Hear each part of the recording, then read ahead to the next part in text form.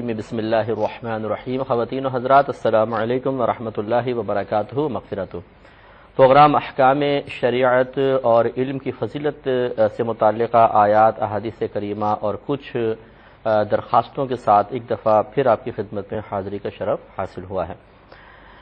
جیسے کہ ہم گزشتہ کئی پروگرامز میں علم کی اہمیت کے بارے میں کلام کر رہے ہیں، اور اس کی وجہ یہ ہے کہ ہمارے معاشرے میں کم علمی بہت زیادہ رائج ہو چکی ہے. نبی کریم صلی اللہ علیہ وسلم کے اعلان نبوت سے قبل زمانہ جاہلیت کہلاتا ہے، اور اس کی جب ہم منظر کشی کرتے ہیں تو یہی چیزیں سامنے آتی ہیں: قتل و غارت، جہالت، ظلم، بے انصافی، عدل و انصاف کا فقدان، اور جتنے آپ گناہوں کا تصور کر سکتے ہیں وہ اس معاشرے میں موجود تھا، اور اس کی سب سے بڑی وجہ علم کا نہ ہونا ہی تھا. آج تقریباً کم و بیش 1500 سال بعد اپنے اس مسلم معاشرے پہ نگاہ ڈال لیں، زمانہ جاہلیت میں بھی بعض وہ گناہ نہیں تھے جو اس دور میں آپ کو نظر آئیں گے. ایک مسلمان کا دوسرے مسلمان کو بے عزت کرنا اور بے دردی کے ساتھ مارنا، یہ آپ کو شاید اس دور میں یقیناً اس دور میں نظر نہیں آئے گا. وہ لوگ آپس میں ایک دوسرے کو مارتے تھے، لیکن وہ جہالت کی وجہ سے تھے. ہمارے نبی کریم صلی اللہ علیہ وسلم نے پوری زندگی علم کی ترویج فرمائی، اس کی تلقین فرمائی، اور اس کے بعد بھی نتیجہ پھر یہ ہے. اور پوری کتاب ایک اللہ تعالیٰ کی دے دی، قرآن عظیم، لاکھوں احادیث مبارکہ ہماری رہنمائی کے لیے موجود. اس کے باوجود ہماری پستی کا عالم یہ ہے کہ ایک مسلمان گھرانے میں پیدا ہونے والا شخص اپنے 30-40 سالہ زندگی گزار لینے کے باوجود جب آپ اس سے معلوم کرتے ہیں کہ کیا آپ نے پورے ترجمہ قرآن کو کم از کم ایک بار پڑھا ہے، تو کہتا ہے نہیں. آپ نے اپنی آنکھوں سے کبھی بخاری کو دیکھا ہے؟ وہ کہتا ہے کہ نہیں. آپ نے بخاری پڑھی ہے؟ وہ کہتا ہے کہ نہیں. خلاصہ کلام یہ ہے کہ علم سے ہم بہت ہی زیادہ دور ہو چکے ہیں، اور ہمارے تقریباً ہر گھر میں بہت ہی زیادہ دینی علوم کے لحاظ سے جہالت نظر آتی ہے، جس کا نتیجہ برائیوں کے عام ہونے کی صورت میں بآسانی معاشرے میں دیکھا جا سکتا ہے. ایک کال لیتے ہیں، پھر اس پر کچھ جلیں گے کوڑیں گے. السلام علیکم. وعلیکم السلام. جی بہن. السلام علیکم. جی وعلیکم السلام. جی کیسے ہو؟ اللہ کرم. میرے کو 2-3 سوال. جی بولے. ایک تو طلوع آفتاب کے ٹائم پہ نماز پڑھنے کا کیا شریعت ہے؟ کیا چیز؟ طلوع آفتاب کے ٹائم پہ، صبح کے ٹائم پہ. جی نماز کا کیا مسئلہ؟ ٹھیک ہے. اور ہاں، دوسرا چیز ہے اگر عورت لوگ سر کا مسح کرتے یا نہیں کرتے؟ ٹھیک ہے. اور کسی نے کہا ہے کہ سر کا مسح نہیں کرتے ہیں. اچھا جی. اور جی، اور میرے کو سوال کرنا تھا کہ حاجت نماز ہم لوگ اگر اس طرح پڑھے کہ قضاء یعنی عربی میں نیت کرنا ہے، نویتن صلی اللہ تعالی رکعت صلاۃ کیا بولتے اس کو؟ کیا بولتے؟ جی بھول جاتی ہوں میں بھی. یہ تو مسئلہ ہے. کال کرنے سے پہلے آپ سب سامنے رکھ لے کریں. چلو کوئی بات نہیں، میں کبھی پھر آپ کی کال لگ جائے تو ضرور آپ کو ایسن کر لیجیے گا. السلام علیکم. وعلیکم السلام مفتی صاحب. جی وعلیکم السلام. مفتی صاحب سوال یہ ہے کہ کوئی جو یہ کہے کہ دعا میں اللہ تعالیٰ کو کسی کی جاہ و حرمت کا واسطہ دینا وہ طریقہ نہیں جو اللہ اور اس کے رسول صلی اللہ تعالی علیہ وآلہ وسلم نے ہم کو سکھایا. قرآن اور حدیث اس تخیل سے خالی ہے، اور صحابہ کا بھی یہ طریقہ نہیں ہے، اور مجھے کراہیت آتی ہے اس بات سے کہ میں کسی کی واسطہ دے کر اللہ سے دعا کروں. ایسے کہنے والے کے لیے آپ کیا فرمائیں گے؟ ٹھیک ہے. اور دوسرا سوال یہ ہے کہ نفل روزے کے لیے رات کو پختہ ارادہ کیا کہ کل روزہ رکھوں گا، لیکن صبح روزہ نہیں رکھا اب اس کے کسی بھی وجہ سے، تو اس کے لیے کیا حکم ہوگا، اور ایسا کرنے کے بعد کیا کرنا ہوگا؟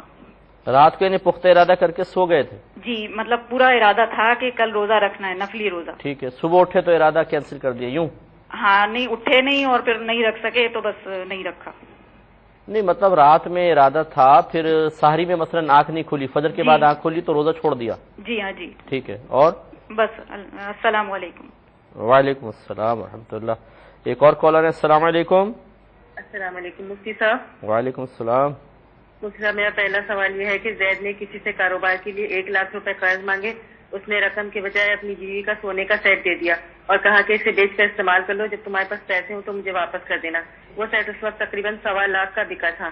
2 سال بعد زید نے اس سے 1.25 لاکھ روپے واپس کیے تو اس نے کہا کہ جتنے وزن کا سونا تھا مجھے تو اتنی ہی رقم واپس چاہیے، جبکہ زید یہ کہتا ہے کہ جتنی رقم میں نے استعمال کی تھی میں تو اتنی ہی واپس کروں گا، اتنی ہی مجھ پر لازم ہے۔ کیا شرعی حکم ہوگا؟ ٹھیک ہے، اور دوسرا سوال یہ ہے کہ جن گناہوں کی قرآن و حدیث میں صراحتاً وعیدیں بیان ہوئی ہیں ان کے بارے میں اگر کوئی یہ کہے کہ کبھی کبھی تو جائز ہے تو کہنے والے کے ایمان کا کیا حکم ہوگا؟ ٹھیک ہے، اور تیسرا سوال یہ ہے کہ ایک شخص فرائض و واجبات ادا کرنے میں سستی کرتا ہے مگر مستحبات پر سختی سے عمل کرتا ہے تو کیا اس کو اس مستحب پر عمل کرنے کا ثواب ملے گا؟ دوبارہ کہیے گا یہ والا کوشچن۔ ایک شخص فرائض و واجبات ادا کرنے میں سستی کرتا ہے ٹھیک ہے، مگر مستحبات پر سختی سے عمل کرتا ہے تو کیا اس کو مستحب پر عمل کرنے کا ثواب ملے گا؟ ٹھیک ہے، اور چوتھا سوال یہ ہے کہ ایک شخص نماز پڑھ رہا تھا، وہ سجدے میں گیا اور ایک ہاتھ اٹھا کر کہیں کھجانا شروع کر دیا اور اسی طرح اپنا سجدہ مکمل کر لیا، کیا اس کی نماز ہو گئی؟ ٹھیک ہے، اور پانچواں سوال یہ ہے کہ ایک خاتون نے وفات کی عدت انگلش کیلنڈر کے حساب سے پوری کر کے نکاح ثانی کر لیا، تو کسی نے ان سے کہا کہ آپ نے انگلش کیلنڈر سے عدت پوری کی ہے جو صحیح نہیں ہے، تو آپ کا نکاح بھی صحیح نہیں ہوا، تو کیا مطلب یہ نکاح نہیں ہوا؟ ٹھیک ہے، اور کوئی کوشچن؟ چلو ٹھیک ہے، میں عرض کرتا ہوں انشاءاللہ۔ تو ہم آپ کی خدمت میں عرض کر رہے تھے کہ اب اگر آپ اپنے اطراف میں دیکھیں کہ ہم ایک مسلم معاشرے میں ہیں، نام مسلمانوں والا ہے، اللہ تعالیٰ کو مانتے ہیں، اس کے رسول کو مانتے ہیں، لیکن علم کا کتنا فقدان ہے، جس کی وجہ سے آپ مارکیٹ میں چلے جائیں، لوگ جن شرائط کے ساتھ آج کاروبار کر رہے ہیں ان میں سے اکثر شرائط ایسی ہیں جو ناجائز ہوتی ہیں اور اس کی وجہ سے خرید و فروخت یا تو باطل ہو جاتی ہے یا فاسد ہوتی ہے، اور اس سے حاصل ہونے والا نفع بعض اوقات کسب خبیث کہلاتا ہے، یعنی عمل کسب خبیث کہلاتا ہے، وہ جو مال آ رہا ہے وہ مال خبیث ہوتا ہے، اس کو صدقہ کرنا لازم ہو جاتا ہے۔ ایسی جو عام عورتیں ہیں، بچے ہیں، ہم لوگ ہیں جو خرید و فروخت کر رہے ہیں جن طریقوں سے، وہ غلط طریقے ہوتے ہیں، بعض اوقات عورتیں گناہ گار ہوتی ہیں، سبزی والے سے کنڈیشن لگا دیتی ہیں، کسائی سے اور کپڑے والوں سے سودا دیتے ہوئے بہت سی کنڈیشنز ایسی لگا دیتی ہیں جو سراسر ناجائز ہوتی ہیں، چاہے سامنے والا مان بھی جائے، دونوں گناہ گار ہوتے ہیں۔ ایسے طلاق کے معاملات اتنے زیادہ پیچیدہ اور عام ہو چکے ہیں، پیچیدگی اس اعتبار سے کہ علم ہوتا نہیں ہے، شادی سے پہلے نہ لڑکے نے علم سیکھا ہوتا ہے نہ لڑکی نے سیکھا ہوتا ہے، اور بے شمار پھر وہ گناہ کر رہے ہوتے ہیں اور ساتھ رہ رہے ہوتے ہیں، طلاقیں ہو چکی ہوتی ہیں، دونوں اجنبی ہو چکے ہوتے ہیں، یہ معاملات چل رہے ہیں۔ تو خلاصہ کلام یہ ہے کہ جس طرف بھی آپ دیکھ لیجئے جہالت کا دورہ ہے، ایسے دور میں اب یقینی سی بات ہے کہ ہمارا یہ مسلمہ عقیدہ ہے، ثابت شدہ عقیدہ ہے، ہمارا ایمان ہے کہ نبی کریم صلی اللہ علیہ وسلم کے بعد اب کوئی بھی نبی نہیں آئے گا۔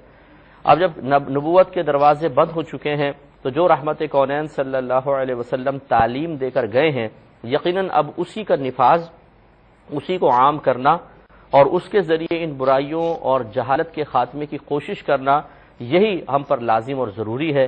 اور اس میں اگر یہ آپ ٹھیکہ مخصوص افراد کو دے دیں گے، جی امامے والا کرے، داڑھی والا کرے، عالم کریں، مفتی صاحب کریں، پیر حضرات کریں، تو یقینی سی بات ہے کہ علماء کی تعداد کتنی ہے، اور شیوخ صحیح شیوخ ہیں، جو صحیح پیر ہیں، واقعی جو تربیت کی صلاحیت بھی رکھتے ہیں۔ بعض ایسے ہوتے ہیں جو بہت اچھے ہوتے ہیں، نیک ہیں، پرہیزگار ہیں، متقی ہیں، لیکن وہ دوسروں کے ذہن کو، قلب کو، کیفیات کو، ان کے کردار کو تبدیل کرنے کی صلاحیت نہیں رکھتے ہیں۔ تو اچھے تربیت کرنے والے اور تربیت یافتہ کتنے لوگ ہیں، تو آپ دیکھیں گے کہ انگلیوں پہ ان کو آپ گن سکتے ہیں۔ اتنی بڑی آبادی کے مقابلے میں، تقریباً 18 کروڑ آبادی کے مقابلے میں لوگ ہیں کتنے، تو اس وجہ سے ضروری ہے کہ ہر شخص، خصوصاً جو ہمارا پروگرام دیکھ رہے ہیں، جو ہمارے بھائی اور بہنیں ہیں، ہماری آپ سے گزارش ہے کہ ان وظیفوں میں اپنا وقت لگانے کے بجائے آپ علم دین سیکھیں اور علم دین سکھائیں۔ یہ بھی ایک بہت بڑا وظیفہ ہے۔ اگر آپ اس کو سمجھ لیں کہ نبی کریم صلی اللہ علیہ وسلم کے صحابہ کرام علیہم الرضوان ہم وقت علم سیکھنے سکھانے میں لگے رہتے تھے اور اپنا دوسرے دنیاوی معاملات بھی کرتے تھے، کسب معاش کا معاملہ بھی کرتے تھے، لیکن کہیں ہمیں ایسا نظر نہیں آئے گا کہ کسی صحابی نے فجر کے بعد 50,000 دفعہ تسبیحات پڑھتے رہے ہوں، ظہر کے بعد بیٹھے رہے، لمبی لمبی وظیفے تسبیحات کی ہوں، بلکہ انہوں نے رحمت کونین صلی اللہ علیہ وسلم کی تلقین اور ہدایت کے مطابق علم سیکھا اور دوسروں تک پہنچا کر جہالت کے خاتمے کے لیے ساری زندگی جہاد کرتے رہے۔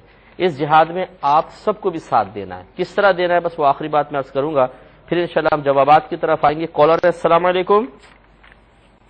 السلام علیکم. السلام علیکم. وعلیکم السلام. مفتی صاحب کیسے ہیں آپ؟ اللہ کا بڑا کرم.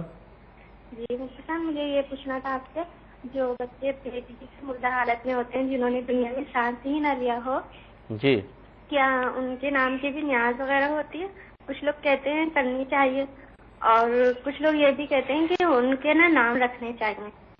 اچھا, اور کہتے ہیں قیامت کے روز وہ کس نام سے اٹھائے جائیں گے. ٹھیک ہے, اور جو یہ فارمی مرغیوں کے جو نیاز دلاتے ہیں چکن پہ, تو کچھ لوگ کہتے ہیں ان کی عمر کم ہوتی ہے نا, تو اس پہ نیاز نہیں ہوتی.